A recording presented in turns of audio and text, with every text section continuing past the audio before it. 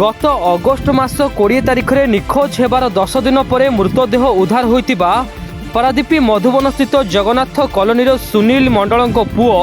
सुकेश मंडल हत्याकारी आज भी खुलमखुला भावे बुलुछंती।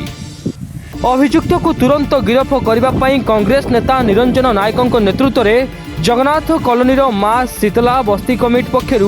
शताधिक पुरुष और महिला सोमवार दिन पारादीप अतिरिक्त जिलापाल को भेटी माननीय मुख्यमंत्री महामहिम राज्यपाल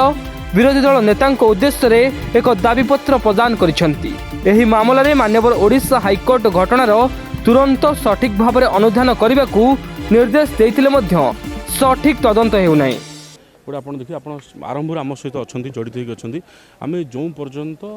सुकेश मंडल को न्याय न मिली आम माने शपथ नहीं आप प्रथम दिन शपथ करूँ आम बापा माँ सहित साई बासिंदा सहित आम अच्छु कारण गोटे निरीह पिला गोटे पीसीआर ड्राइवर ताकू जो परी भाव निर्मम भाव हत्या करा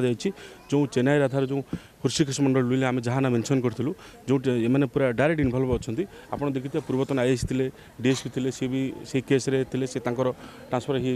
होपर बर्तमान जी अच्छा नुआ आईएएस आसुँच सी भी सेमती आमको आश्वासन देते आम माने 3-4 दिन भितर जनइबू बोली माननीय हाईकोर्ट आम द्वारस्थ होइतिलु 3टा डेट्रे मैंने भी कौन माने किसी दाखल कर पारे ना जो सत्यासत जोड़ा किसी दाखल कर पारे ना आम आसलु एडीएम को पाक आसलु एडीएम आमको माने एडीएम महोदय आमको कहते 3 दिन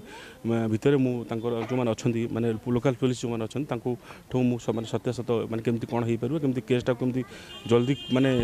माने ठीक जगह आम पहुँच पार्बू से विषय में आमको से आलोचना कर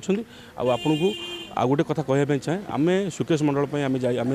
बेला पहले माने विधानसभा भी आम क्वेश्चन करूँ माने सीएम ऑफिस जीवु राज्यपाल अच्छा भी द्वारस्थ हबू माने जहाँ भी जहाँ एक्सट्रीम लेवल हम आम करने प्रस्तुत अच्छे। घरर एकमात्र पुओ को हराई भांगी पड़िथिबा परिवार को तुरंत न्याय प्रदान करने दिगरे पदक्षेप नेबाकू माननीय मुख्यमंत्री को निवेदन करिसेंती जगन्नाथ कॉलोनी मां शीतला बस्ती कमिटी।